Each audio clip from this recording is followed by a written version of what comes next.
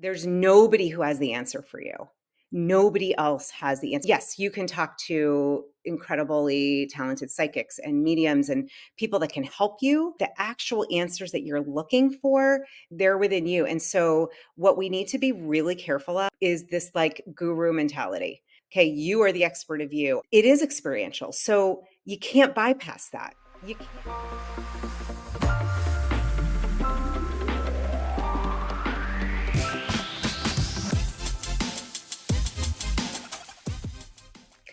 Hi, I'm Julie Reisler, and I am on Your Superior Self. Julie, my soul buddy, thank you so much for taking the time to come on the show. I really enjoy these deep conversations with you, and I really am excited to see where we go. Me too. Trey, I've been really looking forward to this, and thank you for graciously having me here. I'm really excited to see where our souls want to go. Absolutely. I'm kind of curious, right? And I've asked you this before and previous conversations, but I'm really interested in the subjective experience and this reality. And I want to know, like, how is it that you experience and walk through this everyday life? Mm, it's a great question. I would peel it back a little bit and say that for me, how do I walk into everyday life? It's something for me, the basis of approaching everyday life is comes from a spiritual uh, foundation. The moment I wake up, I try to remember that I'm not alone, that we're not alone, that there is the divine, our angelic team, higher self, guardian angel. I mean, there's just so much support and love. And that has come through, I would say 25 years of a lot, thousands of hours of deep inner work, all kinds. We can get into that later. But that for me is the remembrance and the reminder that I need a daily reminder of this. I do not want my ego or lower self running the show. I want to be a channel, a conduit, a instrument. And so just connecting in the first thing, that's how I start my day. Mm. Yeah, I've just started learning more about what the pain bodies are. Like I've always heard of someone, speaking to that and mentioning that and some of the esoteric texts. Never fully understood what that meant, right? And listening to a couple of teachers recently about how they interpret that and how they live their lives and how they clean out the vessel to receive higher guidance and information.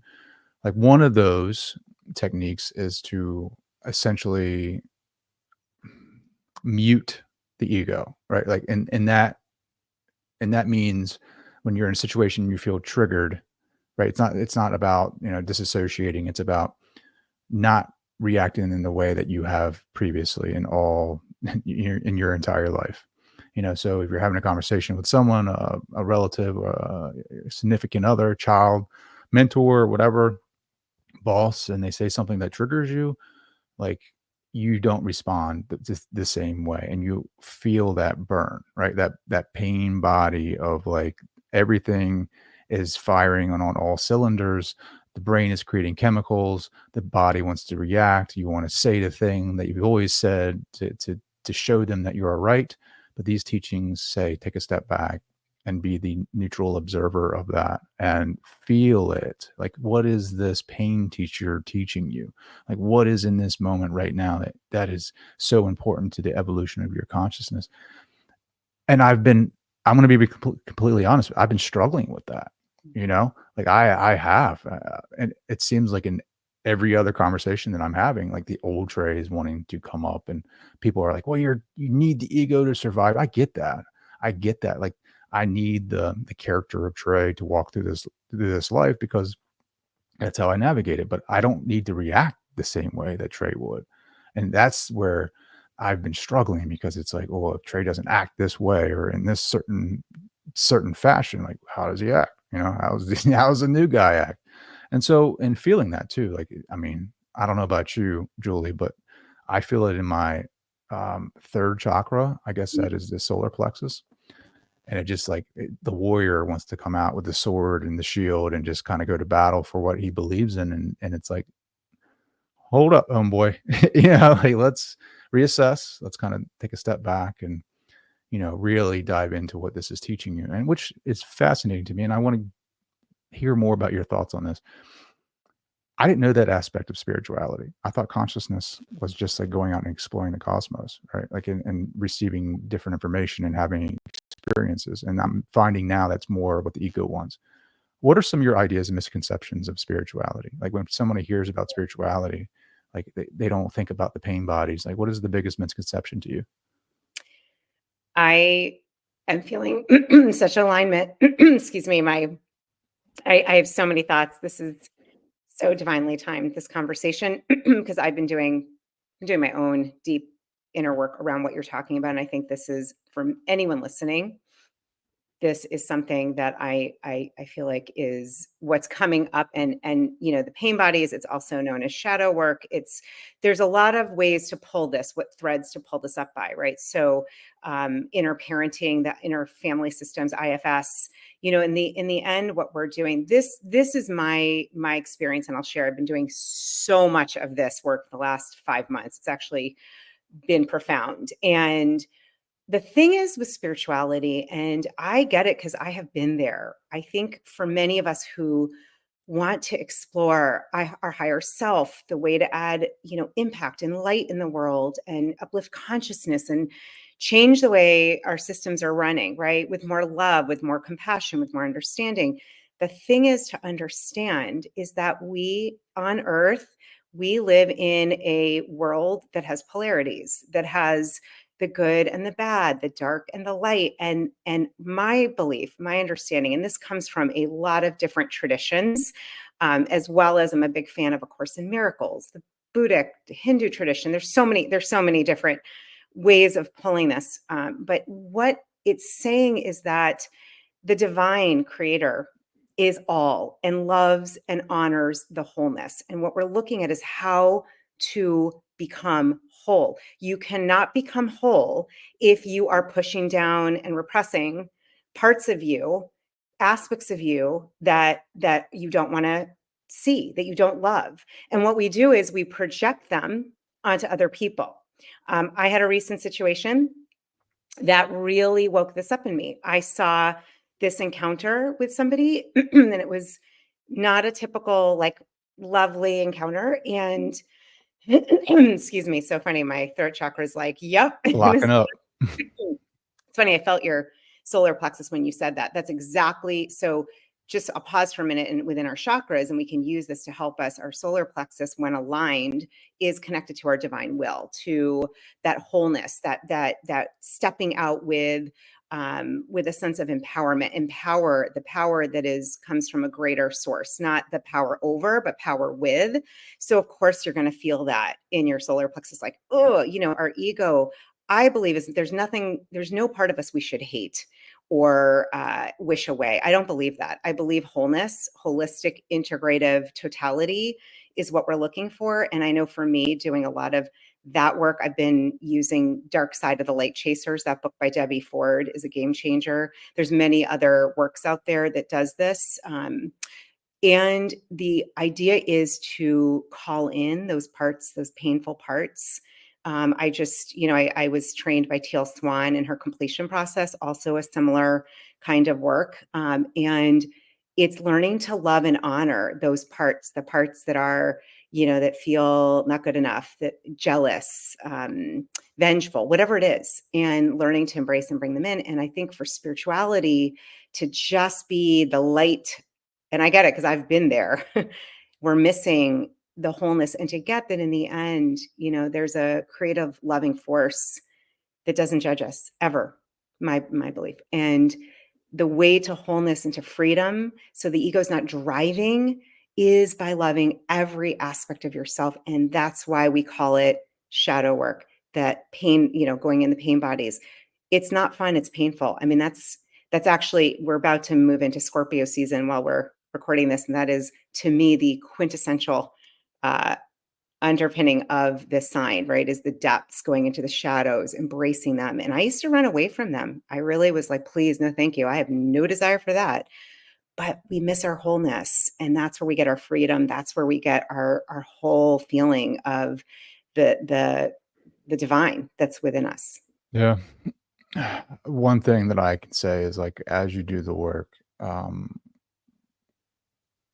I think it's a process. You gotta love the process. It's like going to the gym, right? Like, and getting into that burn of just that workout, and making space for more information to come in, and clearing the body of, ah, hmm, that resonance, that cognitive dissonance that is there, um, and allowing something outside of yourself to come in and nurture you. And then you're also, like, finding out what you're not too, right? Like, you're also going through that process of peeling off the layers of the onion. Like, I thought I was this, I thought I was that, I thought I was a character, I thought I was this, I thought I was a label. And you're realizing as you get closer to the core that that's not your true identity. And so there's this cognitive dissonance with the reality and how you walk through it. Like, how do I walk through it now? Because there's been many, I just, we haven't spoken on the phone. I just came back from a retreat, and, like, the experience there was like I got to experience my sensitivity that I've been basically cutting off from myself since I was a little boy, because I had to survive, and the background that I grew up in or came through. And I got in touch with that again, and I was able to tap into my heart, and I was able to show emotion. I was able to be in an unconditional container of authenticity and experience men at a level that I've never experienced before, and create this camaraderie, whatever you want, brotherhood, all the labels that are associated with that healthy masculine. And then when I come back to reality, it is something totally different. It's like the Matrix, right? Like, you plug back in, you're good for a week, and then after that is like, how do you get back to that level that you were at? And so, like, I'm curious, like, all the teachings that you teach throughout, the course of your path, all the retreats, all the pause buttons, and going and diving and doing the work on yourself. How do you come back and integrate that into reality? Like, how do you live and walk through, like, everyday world, and still touch base, come home to that spirituality part of ourselves? I think this is one of the most important questions that you're asking, Trey, and I know myself have experienced this before as well. When you go to these powerful experiences, it's a retreat, it's a workshop, it's with friends that you really connect with, that soul, that frequency, that vibe level. And it sounds like for you, that was a profound, you know, access point. You were able to access sensitivity that maybe you had never felt before. And so I think of it like this: when we eat a large meal, we need time, need time to digest it.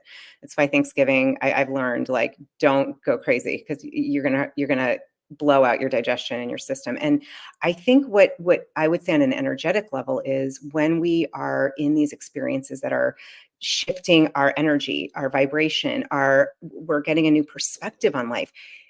We need, and I would say, I don't know what the follow up is with your retreat, but one thing I know for me, I've learned, is the after. Like, what do you need to care for yourself afterwards? Um, Community, accountability, friends, journaling, connecting to your team of, angels, whatever you call it, something, because you are integrating and digesting new ways of being. These are ways that, to me, as I'm listening to you and just feeling you, it's like that part of you way back when, even maybe little boy you, or even before you got conditioned, that's like, this feels like me. And then it can be very unsettling to come back into this world. I think one thing to get is that everyone listening right now, I know this because it's like attracts like. Anyone listening, all of us, we are creating the new reality, the new world. We are. And we do this by our conversations, by these new thoughts, by these new um, by integrating, by making choices. You said, I could see my ego, or my old response is this, but I'm going to pause and observe and do something different. Every time any of us does that, that is a win. That is a gold star. We're changing the world when we do that, because we don't understand our power. That's what I believe. I am not an expert in Jesus's teachings, but I do love the teaching.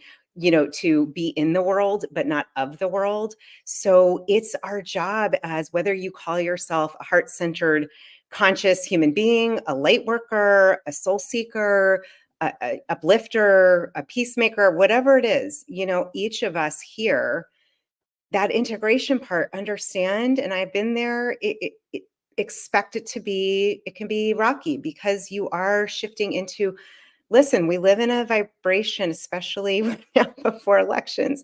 I'm just going to say it for us in the States. It's fascinating. There's a lot of matrixy energy. I'll just say that. And so it's really important to get that low afterwards. That's to be expected. But I think that's where we can do a better job connecting with one another. Mm. Like, put me in your phone and text me after, and maybe we have a chat, or I can send something, or a quote, or like a voice text, how you're doing, or others at the retreat. We want to find our people that can be here to support us and remind you, hey, actually, this is the new world this is the world we're creating. And it takes each of us, takes our heart. You said, I went into my heart. I felt in my heart. Well, that's where the answer is. It is not in the head. It is not in our ego. But we do live in a world that is guided by ego. And I think that's what we all signed up for, is this change. Sure. I recently, I don't know who said this, but they essentially said the more that I try to be strategic or strategize my next move, like that is going further and further into separation. It's not until you come back into yourself and be, then that's when you hit unity. That's when you hit that unity consciousness. Like Plato talked about it, and he was like, it's not about the becoming, it's about the being. You have to be more. And I didn't know what that meant. I still, I'm still trying to understand, because the old program is to go out and conquer, to go out and be, a strategist, someone who is type A, right? And plan it out, be strategic. And everyone that I'm talking to recently, I'm attracting these teachings of like, you have to become it first before you attract it. And that is when, I kill myself. Like I'm going to pull this up, right? Like I went to this unconscious teacher. I don't know what else to call her, but she basically taps into your unconscious to bring it to the conscious. And so that way you can say some affirmations that help you realize what you've unconsciously, are struggling from, why your anxiety, why you're feeling fear, all these things. And one of them was, I release the need to believe I have to work harder to get it right. And I was like, yeah, like I believe that I have to work harder to get the thing that I want. And if I'm not getting it, that means I'm not working hard enough. And so I feel the anxiety, I feel the defense mechanisms when it's inside like start to trigger when I'm not reaching that goal, that I was told that if you do these things, you'll get this thing, right? And so I'm trying to learn how to take that apart, to kind of analyze it from different perspectives and say, all right, like, so that isn't working for you. It hasn't been working for you for the last 5, 6 years. Like, what is going to work for you? Like, how do you reverse engineer this? Reverse engineering looks like you have to be the thing that you want to be before it comes into your reality. And so every day, instead of going through a checklist of things that I have to do and strategize about, the first question I ask myself is, if I were to have this thing, like, how would I be? Like, how would I be in this world? Like, forget about the things that you would have, right? Think about how you would be. What are your thoughts on that? Oh yeah. Well, I have a lot of thoughts on this. I did a really intense personal development program. I think the one actually Tony Robbins started in about 15 years ago. And this was a concept I remember learning there, that we get to create the who we are, the possibility, the from nothing, you know, who you're being. I think it's a great quote. I forget who says it. Who you're being is speaking louder than your actions. But here's the thing, and I think, Trey, this is interesting, going back to what you were saying with the retreat and bringing up feelings and healing the masculine, toxic masculinity. And this, by the way, whether you're female, male, both, whatever you identify as, so many of us were taught not to feel our emotions. And underneath who you're being is what you're feeling. So, in a sense, what I hear when you're saying that, when you dove into your unconscious, and one other way to do that is to look at your life, or to sit down and just say, what am I believing right now? So a belief that I heard you say is, I have to work really hard to do well. like things don't come easy. So who, if you want to, flip it, reverse engineer it, how would you be feeling? Not just being, how would you feel if things were just flowing, if they were easy, right? So that feeling, but here's the thing, most of us, I was not taught how to handle any feeling other than like happy, or excited, or I mean, really, like anything on that emotional scale. The Dr. David Hawkins power versus force scale, Abraham Hicks goes through it. Anything lower than like, frustration and lower, no way. I wasn't taught how to handle that. Most of us weren't. I actually think part of the healing that we're here doing is how to have all of those feelings. That goes back to what you were saying with the pain body. So it's okay. We also, I think, importantly, want to make sure before we do any of this work is to just decide I'm going to have a space of grace, of compassion, of curiosity. I'm going to just hold that for myself, because I know for me, I can get into like, damn it, like why am I so frustrated about that? I can get I can get frustrated about being frustrated. That tends to be one for me. And how do you want to feel? Who do you want to be? I want to be somebody that trusts, that has faith, that I am always guided, that I'm right where I'm supposed to be. Right. So in creating this, I don't even want to call it a new identity, but it's choosing a way of being. We get to choose at all times. I mean, what happens is we get stuck, and then we have our, the dopamine and the chemicals and the cortisol, and they all get kind of locked in. And Dr. Joe Dispenza goes into this big time. So what you're saying, like, who do I want to be? I think underneath the roots of that is also, how do you want to feel? And that is connected to when we talk about the law of attraction, which is a whole other conversation. I often think what is missing is bringing in the shadow work. Right. There's this fear, like, I'm going to attract that. But the truth is, it's already there, those beliefs, those feelings. So we want to do that work. And then I think it's also really unpacking those unconscious beliefs that are not true, that seem true, that are not serving you. And who do you want to be is also, how do you want to feel? And then starting to feel that now. And a great way to do that is to look and see, where have I felt that before? Go look in the past. When have I felt in the flow, at ease? Things just are happening without having any struggle. There's just complete alignment. To me, that's a word I'm hearing you say, is alignment. And I do think, you were talking about not strategizing. I mean, this is a tall order for many of us, especially most of us who have done well because we plan, we strategize, we're high achievers. I don't know. I mean, I learned to push, right? But actually, I think the success, so to speak, when I say success, I'm talking about like real letting go, surrender, and flow and ease, and then watching what comes through there. There's no pushing, there's no struggle in that way of being. And Yeah. that's a change for us. Yeah, it is a change for me. You're not the first person to say that, and I heard someone in a session with me channeling say, I literally said, I fear that if I take my foot off the gas pedal, then I will not get to where I want to go. And they were like, it's the exact opposite. You got to take your foot off the gas pedal to get to where you want to go. And so that fear, during the retreat, we did some breath work, and I had this kind of, I don't want to say total realization, but a little small nugget of wisdom dropped in. It was like, the fear that you feel is the small self. Like, it is the defense. Like, the fear is the defense for the small self to keep you in the familiar, to keep you living and reliving that life that you're living. And to get outside of that, to get into the unknown, to get into the probability of you being something different, like, you have to feel that fear, and you have to realize that, hey man, this is like, you're feeling the fear for a reason. I mean, there's a difference between danger and fear, right? Like, there's physical danger, and then obviously things that are outside of your comfort zone. I'm talking about that, where when I do things outside of my comfort zone, my body, that program that is running its tray, the small self, the ego, wants to keep me in the same comfortability of my life. And when I know I'm doing things that are going to like for self betterment, or that are going to enhance the quality of my life, that fear is triggered, and it wants to keep me small. And I was like, man, like, how many times, how many opportunities I've had in my life that I said no to because I was scared.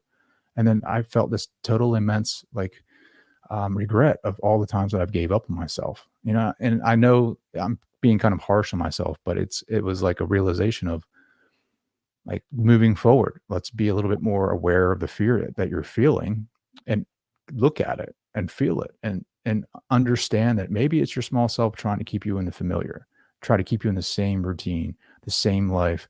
Not that it's bad, but it's sameness, which I think can be equal to stagnation sometimes, where we don't get that growth. Growth is going to be painful. The expansion of oneself is the aperture of consciousness is going to be painful because you're you're growing yourself. And I always use the gym metaphor for this. Like, in order to get the muscles that you want to get, like, you have to expand, you have to tear.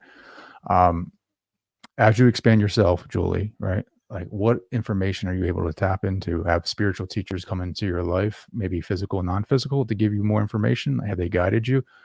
Are you better at taking your foot off the gas pedal and receive? And if so, where is spirit taking you? Mm.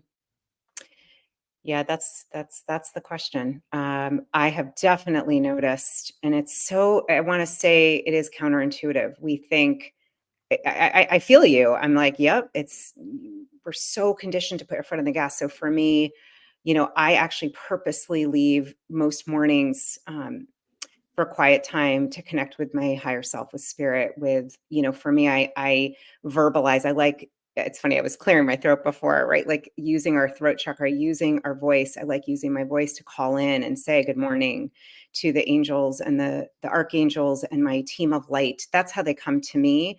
I sometimes can see a little, but I feel it. I've always felt this, just a lot of light and energy around me. I call in my higher self, my oversoul, my soul self, that I know is, we all have this, it's infinite. And it knows, I think of, and then of course, beloved creator. I think of the universe, the creator, as like a 360 degrees eyes, seeing everything. Things I'm seeing myopically. I'm seeing only straight ahead. Think about it. Our eyes only look straight ahead. We are only getting like 4% probably of what we can really see. So for me, it's asking to be guided. And I have found the more depth, the more deep, inner, challenging, dark work that I'm doing, and dark meaning like the places I don't want to go, the more connection, signs, synchronicities. I mean, I'm getting chills as I say this. What feels like a different energy coming through me, you might call it channeling. I don't know. I'm just allowing it. And actually, I was talking to a dear friend last night, and I said, she was asking me, what's on tap for you? And I was like, I don't know. I actually don't know. I have a sense, I'm getting a preview, but I'm not sure, because I am not driving this bus anymore. That's why every morning it's hey, I thought I was driving the bus for a minute, but I'm not. You are. So please guide me, because you are my director. You're my producer. You're my employer. Like, show me, God, show me, universe, show me where's for my highest good. And I do think that form of surrender, speaking it, connecting to it, getting quiet. I do other things like the sauna and cold plunge and showers and things like that, to just keep my, our soul lives in our body temple. And I've been playing around a lot with, what if I just really, really took care of my, think of it as a temple, right? At the like highest level, what does she need? And the more I do that and listen, the more I am able to be guided. And it's actually way more fun. I gotta say, the thing we don't know, because our ego is like, no, no, no. And it's okay. It's here to protect us. But like what you were saying, right? It's like, no, and I get it. I'm like, you got to work your ass off. Like, what are you talking about? That's like, that was ingrained. Um, and it's so funny. And like, actually now what I'm feeling and sensing is laughter. This beautiful, it's, I can feel it and I can sense it, and I can kind of hear like a beautiful smiling, laughing, lots and lots of light. That's like, oh, you lovely beings, we don't realize it's not that. We've just been conditioned in that. There is another way. There's a softer, gentler, more graceful way. And I'm in training, like you said, at the gym. I think of birthing. I know you've had children. I've had children. I've actually had children. Like, it's not easy. It's painful, and it's, things tear, and they, like, I do think in a way we are birthing. You could even say your superior self, your higher self, your, I call it your USU, your whole self, is it that's where your heart is driving, not your ego. And that's where I believe freedom is. I know you've talked about this a lot. And I love that I have this team to play with. I felt this when I was little. I denied it for a long time, or I pushed it down. And I love getting signs on the road. uh, in life. I love getting these like taps on the shoulder, pennies on the other day I just saw a white feather fly from the literally from nowhere. And I just asked, please show me if this is what I'm supposed to do. Give me like a sign, a feather, something. And then there's this white feather. I'm like, this is happening so often. I've been trying to take pictures to remind myself. And that's the thing. Keep a list of like these beautiful signs that can be helpful for the human aspect of us. So yeah, it's just opening and opening. I feel like I'm about to have this next chapter, big birthday, and I feel like it's just going to keep opening and opening at the next level. And Mm, whatever that is, it is. yeah. Like people have asked me, just I feel this natural like I'm like you, I've read a lot of literature on spirituality. I've read a lot of listened to a lot of podcasts. I've spoken with some great masters, some great teachers. And if I were to give anyone advice, even myself, like it would be that you would have to go in and do the work. Like there is no other way. Yeah. Like I can sit here and quote some of the greatest masters in the world, but they're not going to be able to show you like what it is that they learn. It's through experience. It's through the qualia. It's through the qualitative evidence and data that you collect. Now I'm interested, right? What innate truth have you found just through your work that goes against popular spirituality? Mm, it's a good question. I had another thought that popped up. Can I say it first and then I'll Yeah, yeah. well, I was thinking one of the one of the teachings, well, this might connect to what you said. One of the things I have learned, I love what you said, Trey, I agree 100%. Like each of us gets this curriculum, this life earth school curriculum, and there's nobody who has the answer for you. Nobody else has the answer. Sure. Yes, you can talk to incredibly talented psychics and mediums and people that can help you, but the actual answers that you're looking for, no one has those for you. They're within you. And so what we need to be really careful of is this like guru mentality. Okay, that even as I'm speaking, I'm like, listen to your intuition. If something doesn't resonate, let it go. Okay, you are the expert of you. I will never, no one will be the expert of you. I don't care what talents they have. And you, you truly, I do believe, call it the hero's journey. We see this in all different traditions and teachings. It is experiential. So you can't bypass that. You can't. Now, can you study with great people? Absolutely. But I know a big lesson for me has been getting people off the effing pedestals. Like, I'm sorry. Everyone in history. I just don't believe that is aligned with the highest form of love. I just don't. That's separation. When you put someone above you or below you, that is separation consciousness. So unity consciousness, connection at the highest level, it's through our hearts. I'm sorry, if you opened everybody up, everyone's heart is beating the same. There's no like, and I love Wayne Dyer. I loved him and I still connect with him now. And his heart is no different than yours or mine. He was extreme. His curriculum here, and I believe he's still helping many, many, many people, was extraordinary. And he had a real deep purpose. And that putting somebody above you or as on a pedestal, we got to be careful. Anytime we go into this like higher or lower, right? Someone's higher or lower, or this is better. I actually, and I'm getting this is so interesting. I hadn't thought of it this way. I think part of the learning here is equanimity and that's through the heart. That is only through the heart. The heart is what will help you equalize, neutralize, stay in equanimity, because that spiritual, we get our gurus, we get our, these top, the Watkins top 100. I've met some of them. They're fantastic. I actually love many of these people. I'm not saying they're gifted, and just be careful. Be careful. Do not, how you're viewing your perspective. It's everything, right? We know from A Course in Miracles, the miracle is a shift in perspective. So I would actually be asking through the new question, the new lens is, how does my heart see? How is my heart seeing this? How is my heart being here? That is going to help with this whole guru pedestal mentality. Now, that's something I've been healing. So if maybe for you, you might be like, yeah, I'm over that. Great. Then you don't need to do that work. That's been part of my work. Big Mhm. time. And I think when we get that we are all here for 12-step people, if you've ever been in 12 steps, they say it's like we're another bozo on the bus. Like everybody is on in their curriculum. That's a big piece of spirituality. I think we have to be mindful of. I see it where people get like, put people on pedestals. I would never want that.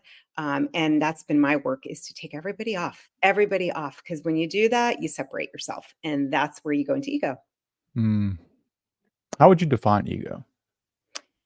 Well, the cute kind of like, what do you call them when you have the acronym is edging greatness out, edging God out. I love that. I use that a lot. I think of the ego. I've actually, if you know Dr. Jill Bolte Taylor's work around Mm-mm. whole brain living, she did the TED Talk, Stroke of Insight. She was the neuroanatomist that had from Harvard that had a stroke. And then, I mean, she's just a beautiful soul that like dove into the there's actually four actual parts of the brain. And the left brain, we talk about the left brain and being connected to the strategy and the thinking. And there's the left thinking and the left emotional. The left emotional tissue, our right brain is more where we get that joy and feeling of oneness. And we want to bring it all together. The left emotional tissue, she actually talks about it as being forever. It's kind of that 2 to 5-year-old. I think of the ego is kind of that tissue, right? That part of us that is here to protect you. It's trying to send you, flares if it perceives danger. Look, it's a in a way, it's emotionally and programmatically it's programmed, right? To That's part of our school here on Earth as humans. I don't believe in other orbits or systems. I don't know that there's an ego. The ego here is part of we I don't think we want to kill it or hate it. I don't believe in that. I just think we want to see it and understand that is not the portal to true freedom, freedom from suffering, to happiness. And this is, of course, Buddhism gets into this quite a bit, the curiosity, the observing. The ego to me, whenever I start to feel separate, better than, less than, jealous, angry, all of that, right? I might feel shame, embarrassed, not bad, right? It's an aspect of my ego saying, I'm scared. You got to do this because we want to protect you. The thing we want to be mindful of is start to see it. When you start to see it, then you can make a choice. It's like anything. And I think there was a quote around, the most courageous thing you can do is allow your heart to lead and the ego to follow. Most of us, because we have been conditioned in this, and this is where you doing that retreat was, healing on so many levels, Trey, for yourself and the world. Truly, the more we do that work, we get into our heart. The more we're understanding the truth of who we are. The truth is, I believe, our unconditional love. The ego can't stand that. It can't stand it. Even as I say that, it's like, ooh, you're so cheesy. But it can't stand that because it feels it is here to protect you, to keep you safe. But to get that is not actual safety. Safety actually comes from, and this is so counterintuitive, letting go, surrender, going in the heart. And so for you, again, doing this, getting in touch with your sensitivity, now that you've had a feeling flavor of that as an adult, I can already feel it. I'm already hearing it. Like you're going to be a master teacher in this. You're going to be teaching so many men around how to tap into their sensitivity. I think you already know this at a deep level often. And I just talked to someone about this on a different show, but your mess, you've probably heard this, is often the message. So that feeling, even just a glimmer of it, knowing, oh, that's what this feels like. Like, how did you feel when you could actually feel the sensitivity and emotions and heart? Like, how did you feel? Well, to be completely honest with you, I didn't know what it felt like. I didn't know what was arising. Like there was a lot of shame. We did some shame work where we actually stood with someone who was we'd never met before, and we actually unloaded our shame onto them. And or I shouldn't say onto them. We vocalized our shame, and we were in a container, like a neutral container. So just that release felt energizing to me, and it felt freeing, and it felt healing. And I think it's all about the container. I think the more that I look back on it, yes, the men came and we showed up and we really put all of our energy into this experience. But it was also the unconditional self-regard container that Carl Rogers talks about in his person-centered modality, where you create this container for the participants to feel safe and to be able to talk about their experiences because we're all walking through fight or flight all day. Like we're all kind of like the warrior hunting for the next meal, and we are doing it unconsciously. And when you're unconscious, all the things your programs run, they run rampant. And so like you're going through your life on a schedule, got to be here, do this X, Y, and Z. You never give yourself time to like really unwind and really connect with yourself and get out of that fight or flight. And I mean, all the systems in your body are affected by that. I mean, me especially with my immune system, like getting, viruses and all these different things that were coming up for me. Like I did a bioenergetic scan and I saw all these things. Like, holy crap, how did Borrelia get into my system, like from a tick bite, that is the causative agent for Lyme disease. Because I've been walking around in fight or flight all the time, and my immune system was distorted and it wasn't fully functioning. And so these viruses and bacteria are allowed to get into our systems and wreak havoc on the body because I wasn't paying attention to it.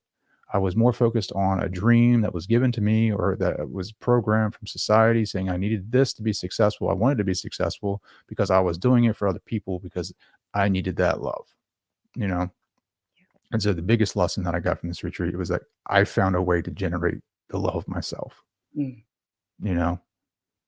And I don't know how that hits, but I think that's the key to freedom. I think if you're able to create that joy and that love by yourself, you're going to generate freedom. 100%. That is I'm like, that's no small thing. That's like really the key to the queendom, right? Is tapping in, and that's where we become free. That's where I think, is Viktor Frankl, who talked about it was between the stimulus and the response. He was in the camps, the Holocaust the camps in Germany, and he found a way to stay, I mean, to keep himself in a state of gratitude, right? So we get to choose, but it's hard to choose if we're unconscious. And it's just like, it's what you said, Trey, you became conscious. And of course, then the space around us. This is, I think, the greater work that we all have to do is how are you being? We talked about who you're being as the space for yourself first, right? So holding that sacred space for yourself and for others. It's actually something I teach quite a bit when I work in certified coaches, and I was taught that through many different modalities. But I think we've got to look at it both. You said it was the space, the container. So we want to look at who are those people for us? And then how are you being that for other people? And most importantly, yourself. So thinking about creating that container for yourself. And that's where I do think you can be in the world and not of the world, when you can walk around. And and I will say, this gets more into metaphysics and energy. Something I do is I'll often create I call it like my golden egg bubble. And the golden egg, the egg is obviously very feminine. So for men and for anybody, right, that feminine, we all started like this. So that egg energetic, imagining, picturing, closing your eyes and imagining like this beautiful, golden energy that's all the way from your crown down to your root. You could even imagine it like a couple feet above your head, going below your feet into the earth. And I do like to create that kind of energy container. It helps for me. And if you're empathic or sensitive and maybe you've pushed it down, but you've sort of awakened that and starting to feel it more, there are things we can do energetically as well. But in addition to verbally and our mental well-being and holding that space, we can also create energetic, you know, um, I would say protection, but not from a fear place, just kind of a managing your own energy. Like a boundary almost, right? Like, Boundary, a good a word. Yeah. a safe, healthy, energetic, high frequency boundary that Yeah. allows you to do the work on yourself, right? Um, yeah, I just think this is a really important conversation, I think, that most people are not having, especially men. Like, we talk about the masculine and feminine, like, we talked about that too in relationships and how, you know, sometimes my relationship doesn't look the way it should because I'm not showing up as that healthy masculine. So like for women, right? If you're not showing up in a way that is masculine and makes her feel secure, then she's going to automatically adopt that and she's going to start being masculine. And so for me, and just being completely honest, like I wasn't doing that for my wife, right? And so when I can be a strong sense of masculinity, a safe, a very healthy form of masculinity for her that gives her that security, then it allows her to step more into her femininity or her feminine energy, right? And so now you're balancing the energies instead of having a distortion or like an uneven scale of energy running. You don't have masculine, masculine. Now you have a masculine, feminine, and you're able to create. You're able to step into that power more. You're able to create as a couple, as a dynamic couple in different areas of real life, whether that's family, work, or relationships. And I was like, holy crap, like I didn't realize how much I wasn't doing that. Like I was so focused on one aspect of my life that I totally ignored the other. And so, and to make up for that, like she had to be something else. And so when I can step back and, when I had this realization, like from help from coaches like yourself who are talking about the feminine and the masculine energies balancing out, I was able to step more into that for her. And it's a struggle every day, right? Because I still am doing the work on myself because I need to know exactly what that looks like. So that means having tough conversations, like really freaking tough that I didn't want to have, and presenting, creating a container, asking what that container looks like how, if I want to talk to you about the things I want to talk to you about, what does that look like? I want to feel safe in this conversation. It's like the retreat. Let's create a unconditional container so I can say the hard things, and it's through that. It's almost like, I don't want to compare it to the birthing process, because what you guys went through is like, I couldn't imagine doing that. But when you do that, men and women, I know for me and my wife, this is true. Like when we went through the birthing process, we became super, super just tight. That experience, that hard life experience brought us closer together. And so when you can create hard conversations and like work through that process together, it's almost like the birthing process where you're coming together. I don't know what it does. I don't know what the energy is behind it. I don't want to put a label on it. Oh, this is the neurotransmitters that is releasing, that's creating this oxytocin, whatever. I just know if I can get in there and just feel safe for a minute to unload and allow her to unload and not being in a non-judgmental way, that allows a greater experience, which creates greater connection, which allows me to create more safety for her, if that makes sense. Absolutely. As a coach, I would really love to hear your perspective. Oh, yeah. Well, I mean, first of all, I just want to peel back this for a minute because so this is what I want everyone to see. And for you, Trey, I'm sure you've seen this. You being courageous enough to go on this retreat, to open your heart, to have the shame that came up, to let it go. Like you said, I'm okay with all these feelings coming up. I'm going to do this. So I want to just like acknowledge you. That took courage, major, major, major courage. And I also want to say that beautiful, the root of courage, of core, is heart in French. So there's a heart piece in there. You had courage to do that.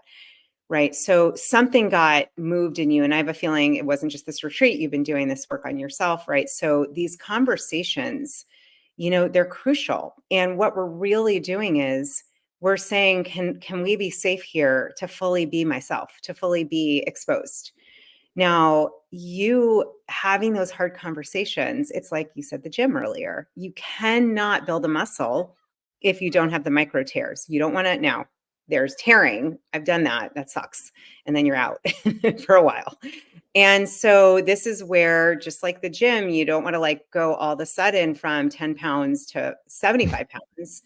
It's the same, with conversations, it's making sure there's safety and being able to hold space for each other. And sometimes it can feel like, shit, we just went to 75 pounds. That like hurts something.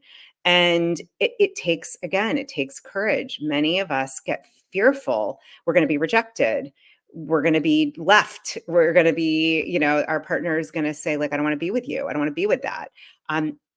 Can that happen? It could happen. I think you don't know until you go through that portal. You don't know until you have those conversations. But the beautiful thing is, what I would say, both as a coach and just here listening to and energetically, You by you shifting and opening the space and creating safety with her, there's also a transference that happens with your children, that then happens within the safety of your family. It spans out into healing within your family, within the past, within the present. So this kind of work, what we don't always see, and this is where I'm seeing an image right now to be sharing with you and everyone, is there's a healing that it's like, it looks like spirals, like going way back.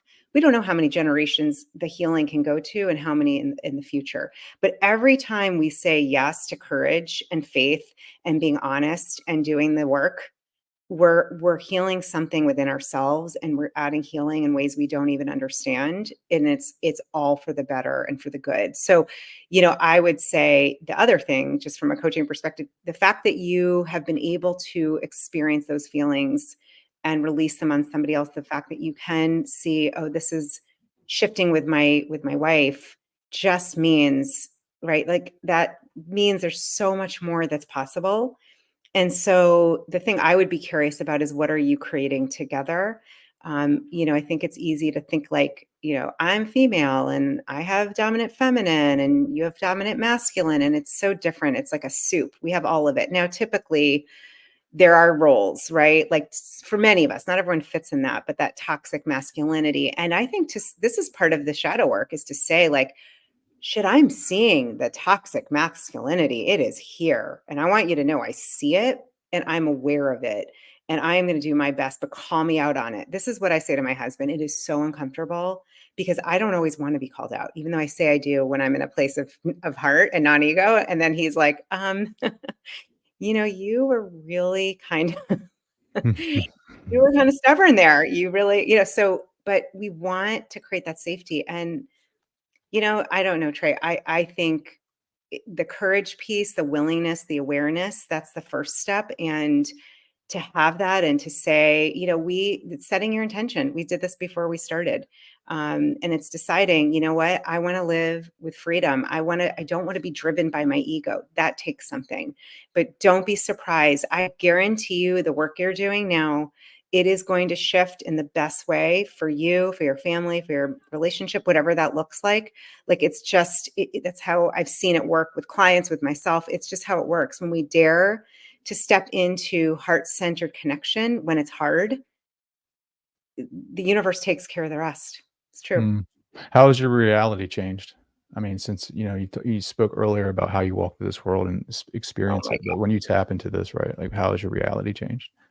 I mean, everything changed. I would That's a great question. So I would have to go back to 15 years ago. So for me, I had done a lot of deep inner work through support groups and coaching and therapy. I struggled with food addiction and sugar addiction and just this not enoughness. And in 2003, I started working a really intense support group. And just I felt like I was excavating myself. And what did come through, I was married at the time to my first husband. We had two small children back to back, and I had a really, really intense wake up call. Like, my soul woke me up and just was like, this is not the path for you anymore. And I had known this, I think, at a deep unconscious level, but it came up to the surface and was one of the hardest times of my life. And I chose, like what you're doing, to be courageous and to go into it. And that led to, I mean, honestly, a destruction of almost everything. We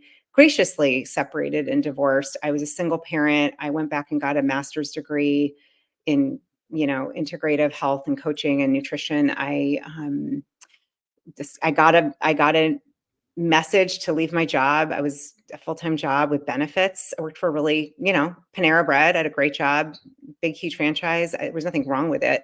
But I was literally, I mean, everything shifted, and it changed my I listened and I decided to surrender. And, today it feels like I'm living in color, and it feels like I'm in an aligned path, like the superior self, your higher self. It feels like that's where I am. It's not always easy. I'm doing a lot of deep inner shadow work myself. There's a difference, though. I feel like I'm not in a running program. I'm not being who I think I should be. I still struggle with people pleasing. That was a big, like, protection or coat of arms for me. And it's like, I don't know, you wouldn't have even recognized me probably 17 years ago. I didn't even look the same. I mean, people who've known me are like, I feel, I mean, finally was like, I have curly hair. It's going to be curly. We're doing it. I'm not going to straighten it. I'm not going to try to look the part that I was unconsciously playing. And so everything shifted, and I made a vow to myself. I have a ring that I wear that's like my marriage ring to myself, and I decided from now on, to the best of my ability, um, I'm going to follow my heart and follow the divine and inner guidance, and that is my roadmap. And that's this business. 10 years later, I just had my 10-year anniversary. Everything that has birthed from there has come from me co-creating with the divine, and quite a bit of challenges. I mean, I'm remarried. I have a special needs stepdaughter. That's been a conversation that's been really, really hard to have. What are we going to do as she gets older? We have different thoughts about it, and there's new things coming up. But what I've learned is, when you choose to have that, to stay in your heart, to not let your ego edging greatness got out, and to be honest and to really embrace it all from a place of compassion and unconditional love. It's not easy. We're not shown this, right? Not many people. There are those that are doing that. I'm sure anyone listening is in the same camp as us, because we attract our tribe. But it's a very different way to live. Like, I don't know. I had a corporate day job for years. I mean, I know what that's like. And today, it doesn't look like that at all. And I sometimes forget what a blessing. But we can't underestimate that. There's a quote. I love quotes. I have it painted on my door above my studio, and it says, "The universe pays you back for taking risks on its behalf."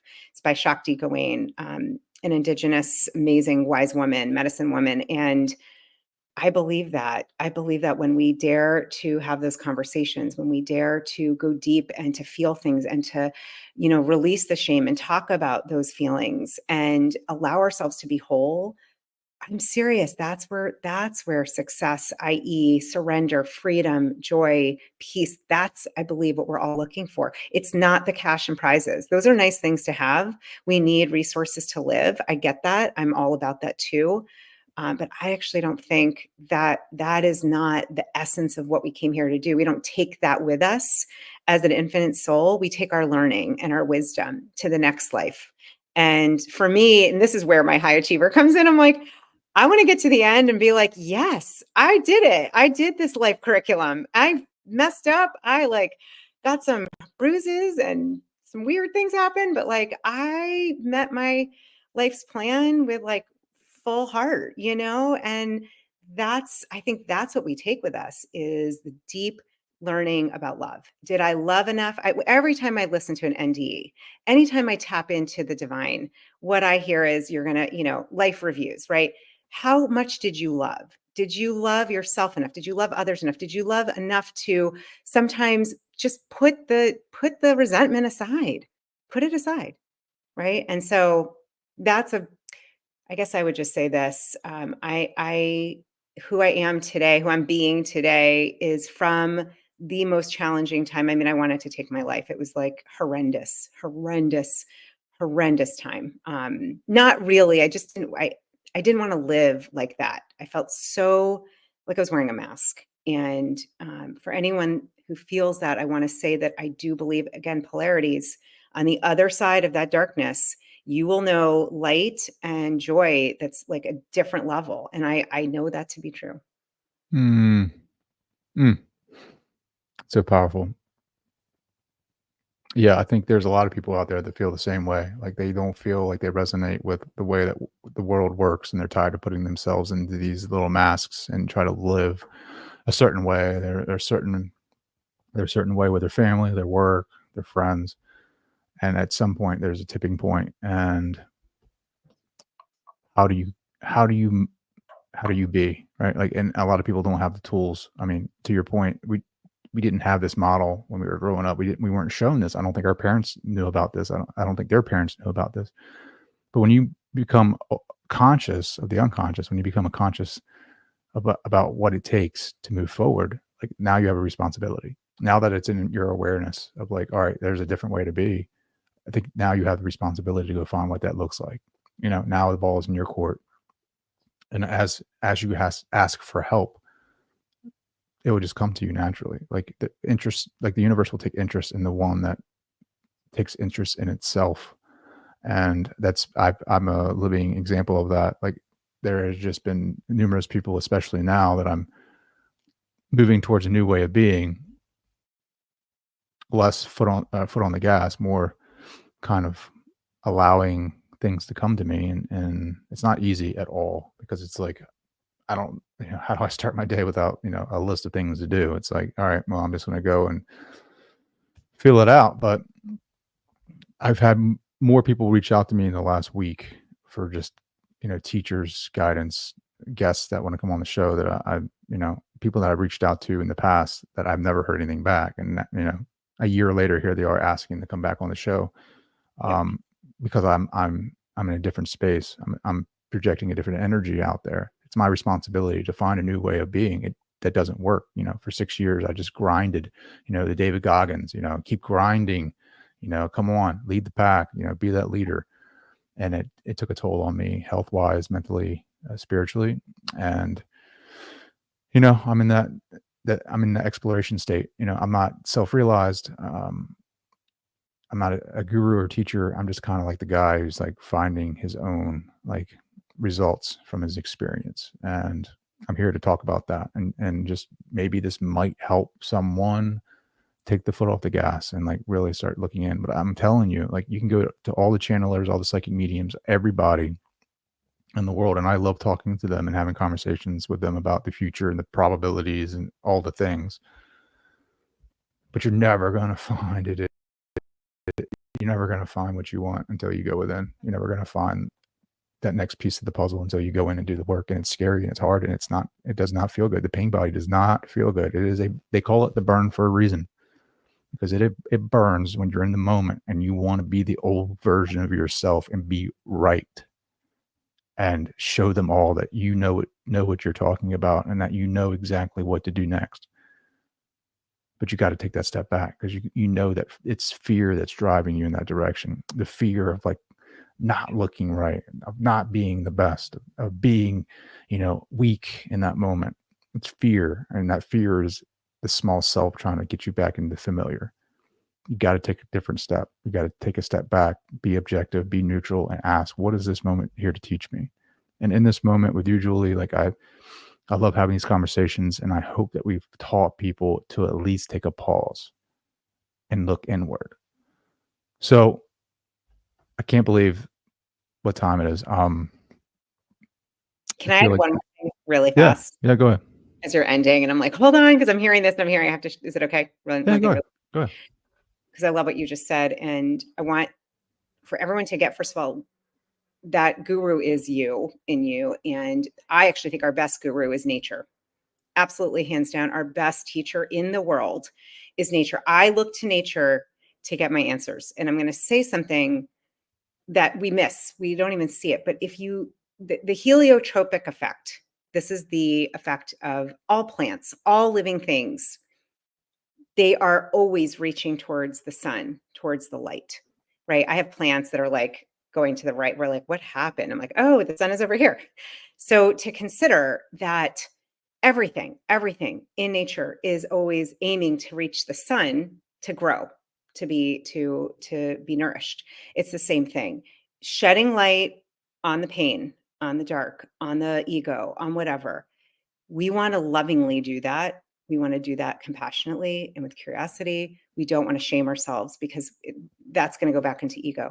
But I'm visual. So to me, I often think about is that light, that sunlight, everything is going to grow for the better. And so I'm not surprised at all. As you've been doing this inner work and changing who you're being in your frequency, of course, you're getting the responses from these guests. I have no doubt. I have seen this. This is what happens. This is the natural fingerprint of the divine. This is how it works. And so there's always a gift. It's not fun, but there's always a blessing. There's always a gift when you move towards the light, and that means shining the light, not avoiding it, not going down under the tunnel, but shining it on what is most painful. That when you go through that, no person can do that for you. You have to do that for yourself. Just like the plants, they're leaning to the left or right. They might look funny. It doesn't matter, but they're getting the light and the nourishment and they're going to grow. It's the same for us. That's my last thought. Beautiful. Julie, point them in your direction. How can they connect? Yeah, I just thank you so much, Trey. This has been such a like deep-hearted, connected, rooted conversation. It's so I think meaningful right now for so many of us. If anyone is interested to connect more, the best thing is to go to my website, juliereisler.com. I also, all of everything I'm up to is there. There's a Learn with Julie. I have a lot of free resources. I have a intuitive find your intuitive quiz, type quiz. I have a tool set that's free. I just have I believe in that, giving a lot of resources. You can also find me on YouTube. I'll hopefully be able to share this as well there under my name, Julie Reisler. And I love connecting with human beings. So feel free to reach out. Just go to the contact us. And thank you. I hope and pray this conversation like really got at that deep level for everyone listening. And I think you're awesome. And you doing this work and sharing people's voices. And you were like, I'm learning along with you. I'm not a teacher. You're to me, this is following your soul's purpose, and this is teaching. And I have a sense that more will be revealed to you through this work you're doing. But you're helping so many thousands and thousands and millions of people around the world, and just appreciate you, Trey. I appreciate you, Julie. Thank you so much.